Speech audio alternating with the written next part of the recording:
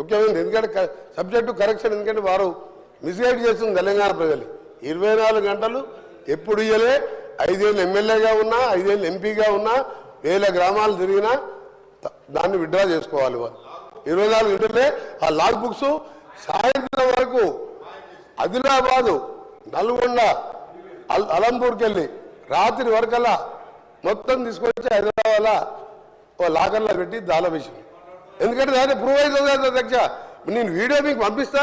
మీరు video play చేయండి అసెంబ్లీలో అందుకనే దయచేసి గౌరవ సభ్యులకు మీ మీద గౌరవం ఉన్నది మీరు దాన్ని విత్డ్రా చేసుకోండి రెండోది అధ్యక్ష రైతు బంధు గురించి వాళ్ళు మాట్లాడుతున్నారు నేను ఇంతకుముందు ఇంటర్వ్యూ అయ్యాను ఇప్పుడు మిస్గైడ్ చేసింది కాబట్టి నేను తర్వాత మాట్లాడదాం అనుకున్నా రెండో అధ్యక్ష ఎలక్షన్ల ముందు ఓఆర్ఆర్ అమ్మిన రోడ్లతోని వచ్చిన 7,000 కోట్లతోని ఒక ఇన్స్టాల్మెంట్ వేసి సబ్జెక్ట్ రైతులకు సంబంధించి వారు మాట్లాడింది రెండవది ఎక్సైజ్ టెండర్స్ ఒక 1 year తర్వాత పెట్టే టెండర్స్ని 2,000 కోట్లు అన్ఎంప్లాయ్మెంట్ యూత్ దగ్గర సార్ వాళ్లకు అన్ఎంప్లాయ్మెంట్కు వేరే దారి లేక 2 లక్షల ఫీజు పెట్టి 2,000 కోట్లు నాన్ రిఫండబుల్ వసూలు చేసిండ్రు ఎక్సైజ్ టెండర్లు ఫైనల్ చేసిండ్రు ఆ డబ్బులు ఏం చేసినా తెలియదు అదే నేను వాస్తవం చెప్తున్నా రైతుల గురించి మాట్లాడుతున్నా మధ్యలో గౌరవ సభ్యులు నా పేరు కూడా తీసుకున్నాం సార్ ఇంకొకటి సార్ మన గోరంటే వెంకయ్య గారు చెప్పిందంతే ఒకటే ఎగ్జాంపుల్ నల్గొండ జిల్లాకి వెళ్దాం ఇక్కడికి వెళ్ళి అర్జెంట్ చేసిన తర్వాత అందరం కలిసి బస్సులో మొత్తం నల్గొండ జిల్లా అందరం తిరుగుతాం సార్ నల్గొండ జిల్లాలో ఒక్క కొత్త ఎకరానికి ఆయకట్టు 10 ఏళ్లలో ఇచ్చినట్టు రుజువు చేస్తే నేను ఇక్కడి నుంచి రాజీనామా చేసి రాజకీయాలు బంద్ చేసుకొని అంటే నల్గొండ జిల్లా కూడా తెలంగాణలోనే ఉంది సార్ మొత్తంగానే నేను చాలా సీరియస్గా చెప్తున్నా ఎందుకంటే నేను జిల్లాలో ప్రజల మధ్య ఉండే అందరిలాగే నేను కూడా ఒక్క జిల్లా ఒక్క ఎకరానికి సార్ ఒక్కటిసారి ఎగ్జాంపుల్ సార్ మా ఏం మార్పు మా కొండపోచమ్మ మల్లన్న సాగర్ రంగనాయక్ సార్ కడుపు నిండా నీళ్లు ఉంటాయి సార్ ఆ నుంచి ఒక 200-300 కోట్లు పెడితే ఆలేరులో గన్నమల్ల రిజర్వాయర్ వేరే టెండర్ పిలిచిండ్రు క్యాన్సల్ చేసిండ్రు 16-20 కిలోమీటర్ల లైన్ వేస్తే 1,50,000 ఎకరాలు నీళ్లు సార్ నీళ్లు లేక ఎండిపోతే మా ఐలయ్య గారు నిన్న 90 చెరువులు నింపుకున్నాడు బస్వాపూర్ రిజర్వాయర్ సార్ కొండపోచమ్మ కిందకు ఉంటుంది వీళ్ళకి తెలియాలని చెప్తున్నారు గారు ఆఫీసర్లు మిస్గైడ్ చేసిందా వీళ్లకు తప్పుడు ఆ నుంచి సార్ బస్వాపూర్ నుంచి భువనగిరి కాన్ఫరెన్స్లో మేమేదైతే సార్ నేను సబ్జెక్ట్ డిబేట్ అయితే నేను ఓన్లీ రైతుల గురించి మాట్లాడుతున్నా వాళ్ళు ఒకప్పుడు తెలంగాణ ఎట్లున్నారు సార్ మా గౌరవ సభ్యులు కేటీఆర్ గారు ఒకప్పుడు తెలంగాణ ఎప్పుడుంది తెలంగాణ వచ్చినాక ఎట్లుందంటే తెలంగాణ వచ్చినాక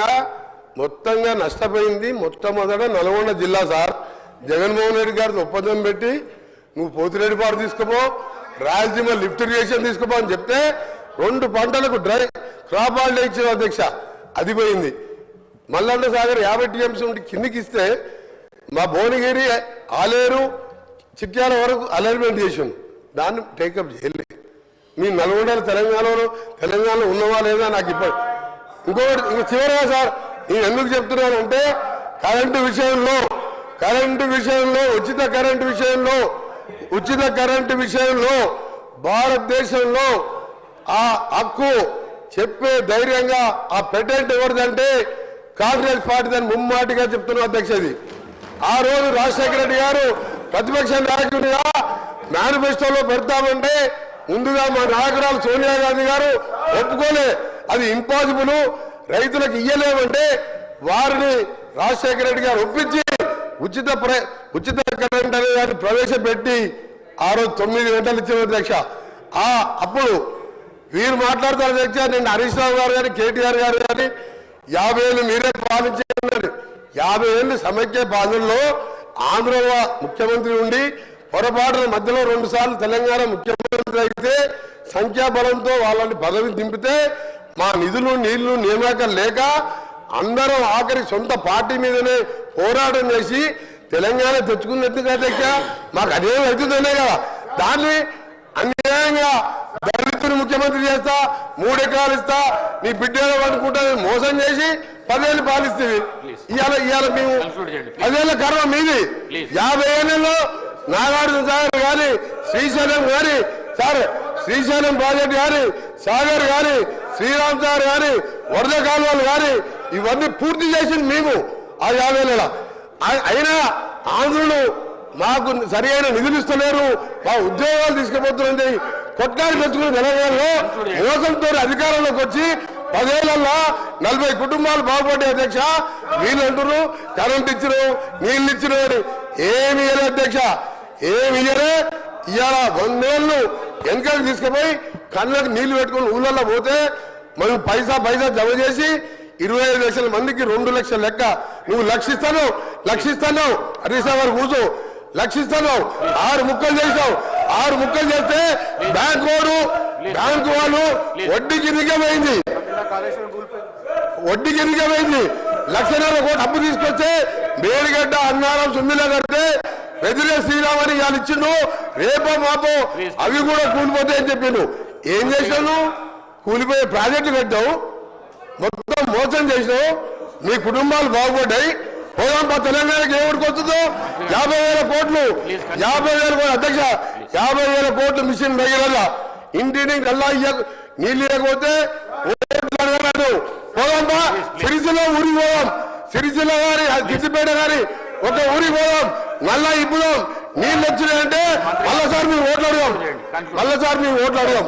ఒక్క దగ్గర లేదబ్బా 50,000 కోట్లు తినేసిండు మిషన్ దగ్గర మీద 50,000 కోట్లు తినేసిండు తినుడు తప్ప అన్ని తిని ఇవాళ